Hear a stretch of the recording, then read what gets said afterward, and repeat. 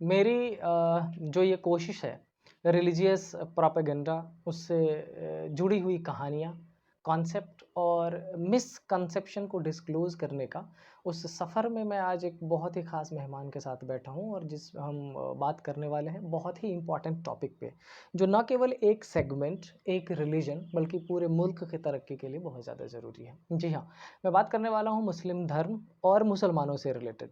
Actually ऐसा है कि आज की तारीख में जो मुस्लिम कम्युनिटी है उनके सामने कई सारे चैलेंजेस हैं। मैं बात करूँ अगर तालीम की कमी है, बेरोज़गारी है, फ़िरका परस्ती है, मुसलमान के अंदर औरतों की कंडीशन के बारे में अगर बात करूँ तो बहुत सारी चीज़ें हैं। इसके अलावा जो आज के दिनों में अगर आप देखोगे तो एक मिसकंसेप्शन फैली है मुसलमानों के बारे में, वो ना जाने कहाँ से बनती है और कहाँ तक पहुँचती है। एक बड़ा ही रोल जो हमारे सोसाइटी के एक स्ट्रॉन्ग पिलर को हम कंसीडर करते हैं, जो हमारी सोशल मीडिया है वो भी प्ले कर रही है। और इन सारी ही चीज़ों पे बात करने के लिए आज मैंने अभी भी आपसे शेयर किया कि जिस ख़ास मेहमान को बुलाया है, ना केवल दीनी तालीम उनकी बहुत अच्छी है बल्कि ग्राउंड रियलिटी के बारे में भी अच्छी जानकारी है उनको।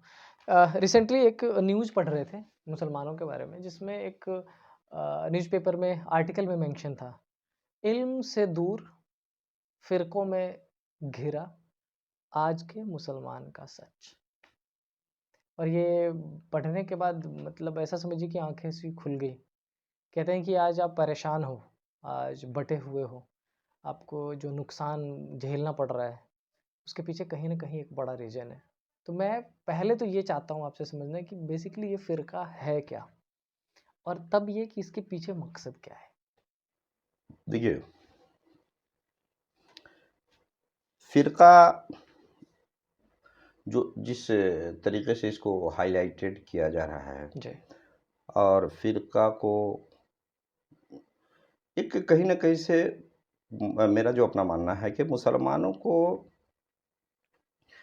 ये फ़िरके में बाँटना, ये एक शैतानी तरीका था। हमारा जो अपना जिसको कहिए कि कनेक्टिविटी है इस्लाम की जो बुनियाद से बुनियाद हुज़ूर सल्लल्लाहु अलैहि वसल्लम के ज़माने से, हुज़ूर की ज़ात से, जी, हुज़ूर को फुल्ली एक्सेप्ट करने के बाद उनकी शख्सियत, उनकी पर्सनैलिटी, उनकी नॉलेज, उनकी जो ड्यूटीज़, उनको एक्सेप्ट करने के बाद फिर उनकी शख्सियत पे एतराज़ या फिर जो फ़िरक़ाबंदी शुरू हुई, तो पहला फ़िरक़ा तो मतलब जो शुरू हुई, मेरे समझ से शुरू हुआ कि वो तो मुनकरीने ज़कात सबसे पहले वो हुज़ूर सल्लल्लाहु अलैहि वसल्लम के जस्ट मतलब गोल्डन पीरियड के जस्ट बाद ही शुरू हुआ। कुछ लोग ज़कात जो कि जो 5 फंडामेंटल हैं इस्लाम के, उसमें से एक है, अच्छा, उसका कुछ लोगों ने इनकार कर दिया, फिर उससे जिहाद किया गया। उसके बाद से लड़ाइयाँ शुरू हो गई। तो जहाँ धूप है, वहीं साया होता है।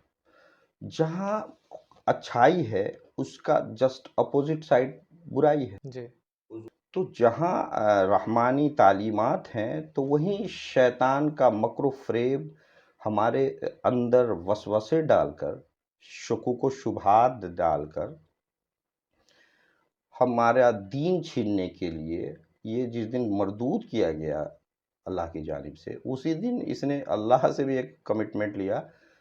अल्लाह ताला को ही समझिए एक चैलेंज करके आया कि हम तो बंदों को तुम्हारे भटकाएँगे मौला।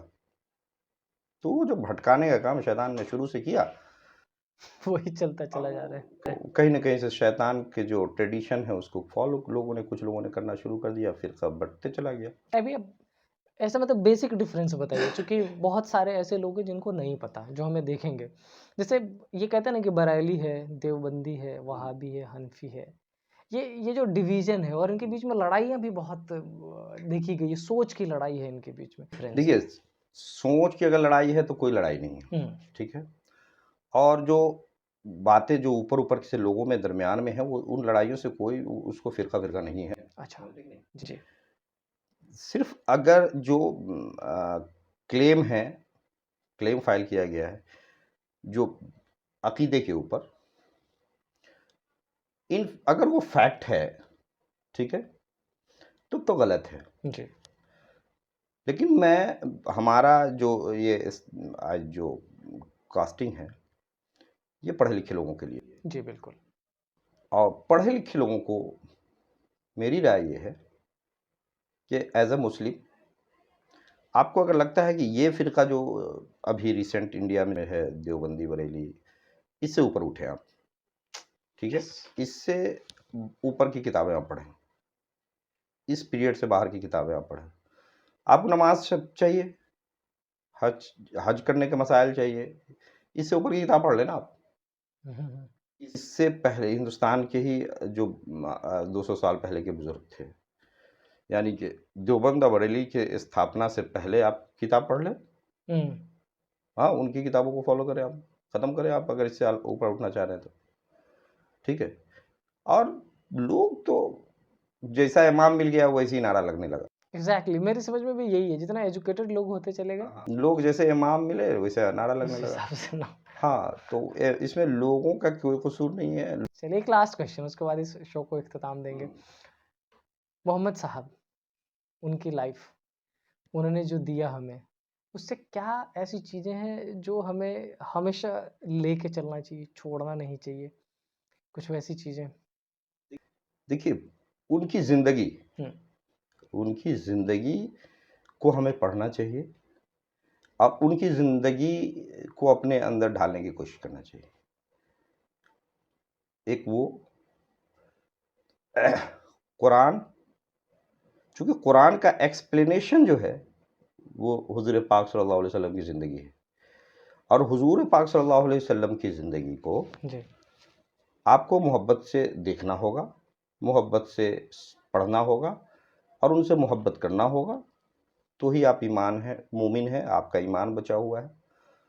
इसमें थोड़ी सी भी खामी हो तो अल्लामा इकबाल ने कहा कि मोहम्मद से वफ़ा तूने तो हम तेरे हैं, ये जहाँ चीज़ क्या, लौहो कलम तेरे हैं। यस, अल्लामा इकबाल का ये शेर, ये एक पैगाम है, ये मैसेज है, एक आपको ये समझिए कि ईमान पे कायम रहने का नुस्खा है कि मोहम्मद की मोहब्बत दीन हक की शर्त अव्वल है,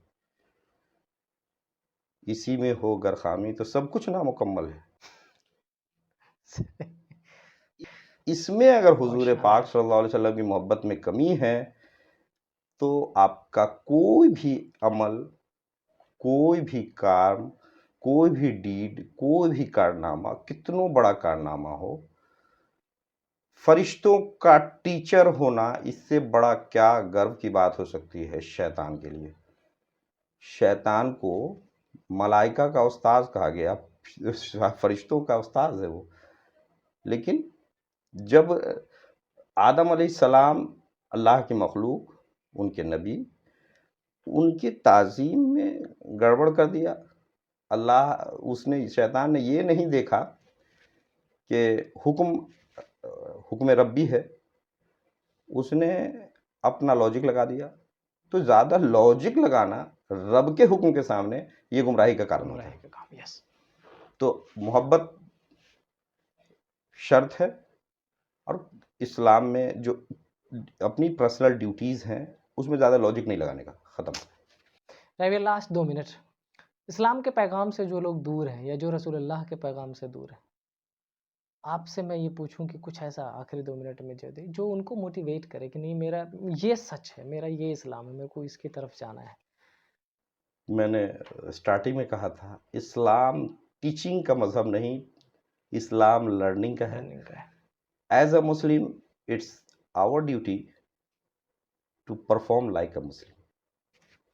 अगर हम मुसलमान हो जाएं, हमारा टोपी जुब्बा और कुर्ता दाढ़ी में रहना इस्लाम सिर्फ नहीं है, हमारे अखलाक इस्लाम के हैं या नहीं, हमारे जो मोरल वैल्यूज़ हैं जी, वो कैसे हैं, हमसे कोई सताया तो नहीं जा रहा है, हम किसी के बारे में बैड थिंकिंग तो नहीं रखते हैं, हम वेल विशर हैं या नहीं हैं।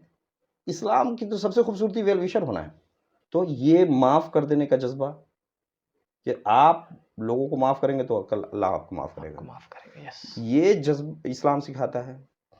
इस्लाम आपको वज़ू करना तो फ़र्ज़ कहता है, लेकिन वज़ू में एक्स्ट्रा एक्सपेंस पानी का ना हो, इसके लिए भी कंडीशन रखता है।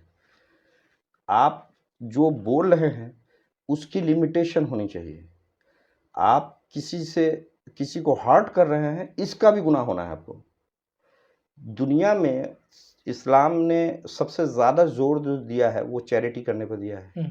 इस्लाम ने ज़ोर दिया है कि किसी परेशान को आप बर वक़्त मदद कर दें। बर वक़्त ज़रूर नहीं, जैसे हमारे यहाँ भी बहुत सारा रिवाज बन गया है कि ज़कात है तो रमज़ान में अदा करेंगे। हाँ। आज आदमी भूखा मर रहा है, आपने उसकी ज़कात रमज़ान के लिए लटका के रखी है। उसको आज ज़कात दें, आपको रमज़ान से ज़्यादा सवाब मिलेगा। ओके। कोई बर वक़्त, मैंने क्या कहा, बर वक़्त, जिस वक़्त वो नीडी है, उस वक़्त आप उसको खाना खिलाएँ ना।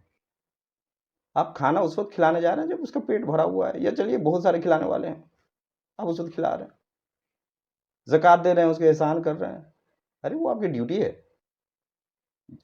हमारी ड्यूटी मस्जिद में सिर्फ पड़े रहना नहीं है। तो दोस्तों, ये थी हमारी आज की गुफ्तगू, जो सिर्फ़ एक फ़िरके या एक तबके के लिए नहीं, बल्कि पूरे इंसानी समाज के लिए है। हमने तालीम, बेरोज़गारी, फ़िरकाबंदी, औरतों की हकीकत, कई सारे मुद्दों पे बात की।